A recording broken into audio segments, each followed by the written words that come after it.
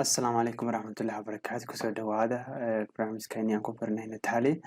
عشر كاني وعشر كلا بعض عشر تحنا نوعي عشر كمان كسر برنامج إن شاء الله سيدة تالي سوفت وير كسر الله سوك إياه أن إيه سيدة كمبني لازم إياه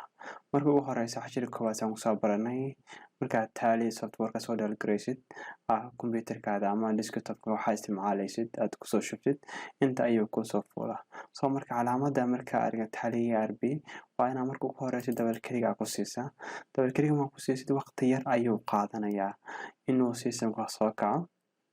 markuu systemka waqti yar qaato daqiiqad soo qaaday wajigan ayaa ku soo baxay soo wajigani wuxuu ka kooban yahay qaybta activation your license oo ahaan in adiga haddii tali ah soo systemka soo gadatid inaad license-kaada active ka dhigtid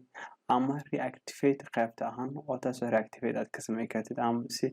oo marka dib ugu noqon kartid si oo license reactivate ka dhigi kartid qaybtan ayaa ah qaybta also ayna remote lock in remote kusoo gali kartid handuu taliga oo server ahaan uu ku install garaysan yahay sida serverka access lagu siiyo sida aan remote adoo ku jira aad kusoo gali kartid laakiin waxaan kaloo isticmaalaynaa qaybtan oo ahaan walking education mode ayaa isticmaali doonaa tali casharana ku samayn doonaan midda kale oo halkan ereygan quit queue markastaba ereygaas wuxuu yahay waa ereyga markastaba tali ugu baxaysid soo tali inta ugu badan waxay ku shaqeysaa shortcut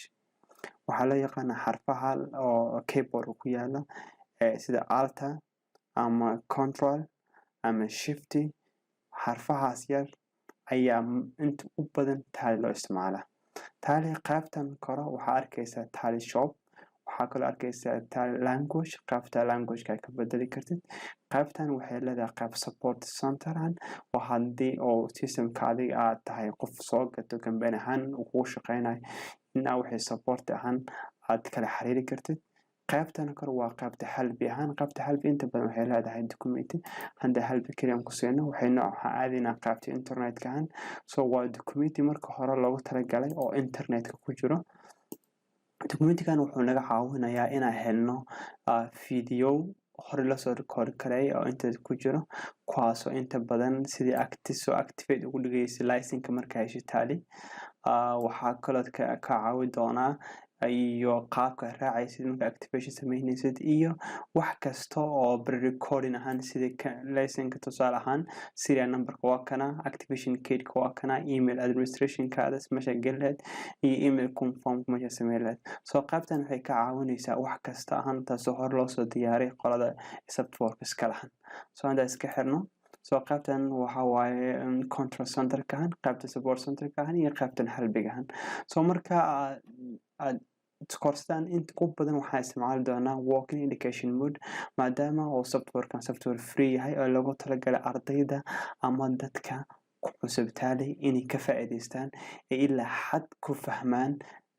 in qaybta accounting ahaan ama qaybta inventory ahaan ama qaybta ledger-ka si loo sameeyo ledger erigaas waxaan ku soo qaadi doonaa cashara soo socda insha Allah iyo qaybta ahaan account paypal receivable iyo qaybta ahaan HRM-ka dadka isticmaalaan human resource qaybta ahaan dhammaantood waxaad ku heli doontaa asigoo version free ahaan soo qaybta saaran ayaa waxaa ku samayn doontaa double enter calaamad enterka kili ku sii soo wajigani ku soo baxaa wajigani waa waji ugu horeysa ee aad marka ugu horeysa company aad ku sameynaysa qaybtan list of selective companies hadda waxaa ku muuqda wax company noogu yaalaan name of company ma hayno current period ma hayno current date normal registration date of last entry wax xilligan ka horeysay aan soo gelin ma jiro because system-kan waa marka ugu horeysa aan isticmaalayno soo qofna hore data soo gelin waa marka ugu horeysa data ku register gareynayno soo qaybtan kale hadaa imaado company information waa qaybta macluumaadka markastaba tali aad hor doontid waa qaybtan select of company waxaan ku arki doonaa cashara soo socono login remote users qaybtan casharadan kuma soo qaadi doono insha Allah qaybtan ayaan ku soo qaadi doonaa ee ah company create company كمبيوتر waxaa arkaysa xarafka ugu horeysa C inuu guduud yahay markasta ee aragtid xarafka ugu horeysa inuu active yahay waxaa u isticmaali kartaa short key adigoo isticmaalaya control c sida ugu badbaada ama aad u isticmaalin mouseka ama keyboardka labada u isticmaalin qaybtan kale waxaa qaybta backup waa arkata p ayaa u isticmaali kartaa qaybtan waa qaybta kale restore soo qaybta ugu horeysa ee cashirkeena maanta wuxuu yahay sidee company cusub marka ugu horeysa ee Tally ugu sameyn kartaa soo waxaa isticmaali control c ama waxaa isticmaali kartaa double click ama enter saddexdaba waa isticmaali kartaa soo aan isticmaalna enter key marka tiraahdo wejigan ayuu kuu soo saarayaa wejigan waa qaybta ugu horeysa ee ahaan macluumaadka company-gaada inaad ku qortid qaybtan ugu horeysa waxaan qoraynaa company ugu horeyn register company waxaan shaqeynaa waa Kaunain Academic Kaunain primary magaca horeyn waxa waa Kaunain Academic address-kiisa waxaan ku qoran karnaa street 12 B R C#13 address-kayna waa kaasaa soo gaaban wadanka meeshaan joogtid hadda cashirkan waxaan kasoo korogalaynaa India halkaas ayaan ugu tegaynaa state-ka waa state-ka maadaama inkastoo aan Soomaaliya state aan lahayn state-ka harta ayaa ka dooran kartaa soo maadaama Soomaaliya state ma lahan laakiin haddii state-ya hadda jiraan oo Soomaaliya shaqeynaya hadda harta waa ka dooran kartaa laakiin tusaale ahaan maadaama oo Soomaaliya state system ku jiran waxaan soo qaadayna tusaale ahaan state-kan Andhra Pradesh tusaale ahaan waxaa geli kartaa contact number-kaada ayaa ku qori kartaan 79650000 waa phone number-kaada intaa haysid phone number-kaada ay ku qori doontaa laakiin si waa ku qori doonaa kadib waxaa ku qortay fox number haddaa isticmaashid email haddaa isticmaashid email waxaan isticmaalnaa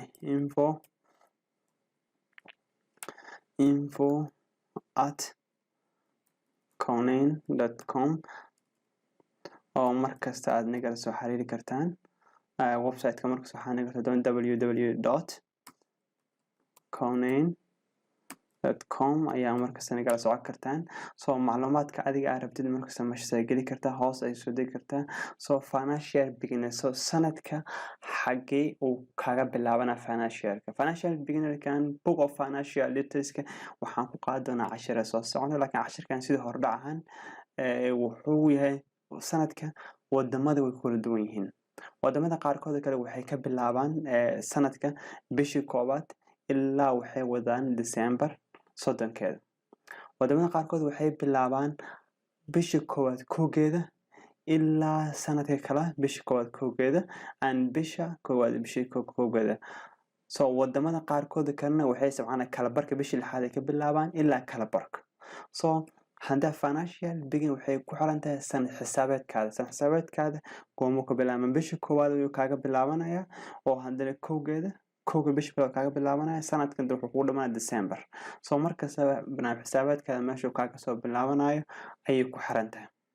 soo financial year-ka meeshuu ka bilaaban and books beginning meeshuu ka bilaabana isku mid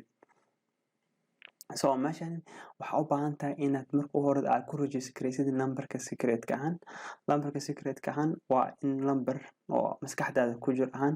adag inaad marka ku registeraysid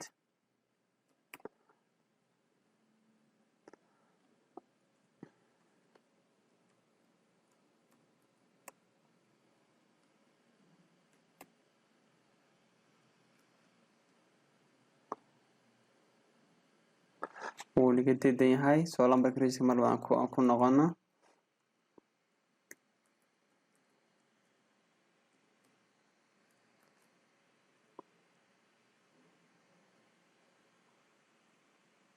soo lambarka waa kaasa soo lambarka waa inuu noqdaa calaamada screen-ka ahaan soo uu tala gashay haddana repeat waa mar labaad inaad ku celisaa soo lambarka waa inaad kor ka xasuusataa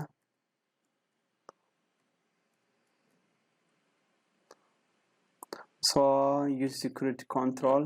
adiga ay ku xiran tahay inaad dhigi karto yes or no kadib calaamada dollarka mid isticmaalisid kadib waxaan isticmaalnaa INR oo calaamada lacagta manayan kadib enter kadib accept waa qaybta ugu dambeysa ee company-ga aad ku sameynayso so hadda accept yes calaamada isticmaal so wuxuu kuu soo celinayaa in aad gelishid lambarkii sirta ah u samaysay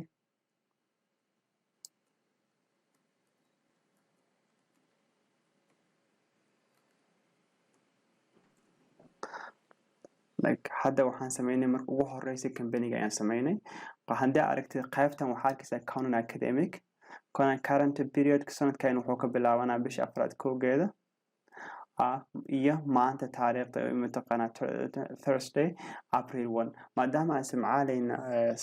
surface-ka midda free ahaan taali ahaan markasta wuxuu ku soo qori doonaa taariikhda April taas ula soco marka casharkan casharada kale ayaan ku soo qaadanaa saasoo dhammaystiran. Assalaamu calaykum waraxmatullaahi wabarakaatuh.